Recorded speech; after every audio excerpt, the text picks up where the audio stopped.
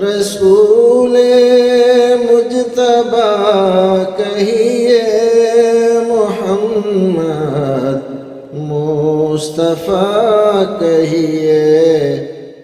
الحمدللہ والصلاۃ والسلام علی رسول اللہ۔ شہباز رچھا ضلع بریلی سے پوچھتے ہیں، کیا عیدگاہ میں عورتوں کا نماز پڑھنا ناجائز ہے؟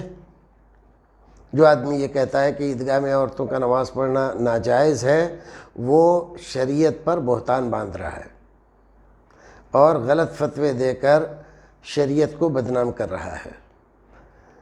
گویا کہ یہ الزام لگا رہا ہے کہ رسول اکرم صلی اللہ علیہ وسلم نے عورتوں کو عیدگاہ لے جانے کا جو حکم دیا وہ غلط تھا۔ آپ کے زمانے میں جو عورتیں عیدگاہ میں نماز پڑھتی تھیں وہ غلط پڑھتی تھیں۔ صحابہ کرام کے زمانے میں، خلفائے راشدین کے زمانے میں عورتیں عیدگاہ میں نماز پڑھتی تھیں تو وہ ناجائز تھا۔ یہ آدمی غلط کہہ رہا ہے۔ رسول اکرم صلی اللہ علیہ وسلم نے حکم دیا ہے مسلمانوں کو کہ عیدگاہ میں عورتوں کو بھی لے جایا جائے۔ یہ کیسی عجیب بات ہے۔ عید ایک خوشی، ایک تہوار ہے، تو کیا اسلام ایسا حکم دے گا کہ اس تہوار کی خوشی میں آدھے سماج کو شامل کرے اور آدھے کو اس سے ونچت کر دے؟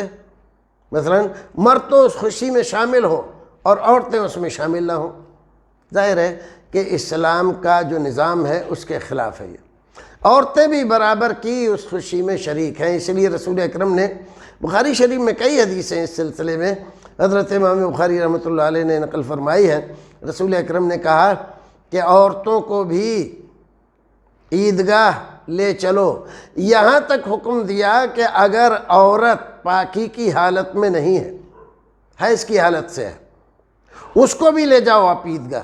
وہ نماز تو نہیں پڑھے گی، الگ رہے گی، لیکن مسلمانوں کی دعا میں وہ بھی شریک ہو جائے گی۔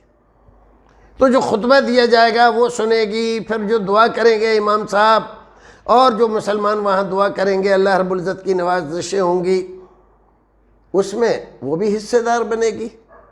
تو لہٰذا اس آدمی کا یہ فتویٰ غلط اور ناجائز ہے۔